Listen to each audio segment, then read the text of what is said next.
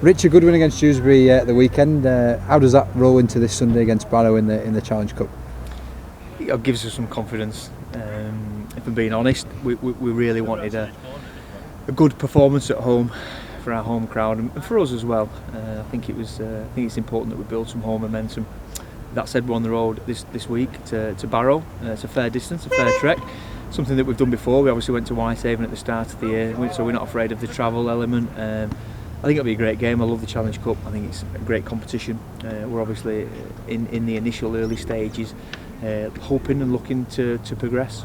How important is it not to underestimate Barrow despite being in the division below you? Yeah, it can come and bite you if you do. We'll treat Barrow with every respect. I think they're a quality team. I've watched a couple of the games. I know they've dusted up a couple of teams above them as well. So so they're no mugs. They've got some decent players there. Peter Lupton, he's a very good organiser. They've got Liam Harrison, who takes some handling. So and they've got Brad Marwood and Liam Campbell there in the halves as well. So yeah, there's some threats there, but we'll be looking to build on what we did last week. We were fairly pleased with our performance, certainly in the last 10 minutes. Probably ecstatic about the last 10 minutes, but the first 70 we weren't faultless, and we'll be looking to improve in them areas. And of course the Challenge Cup holds a bit of special memories for you in particular.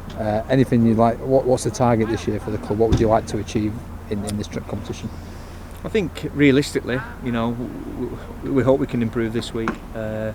There'll be no great shakes or dramas if we don't, for whatever reason.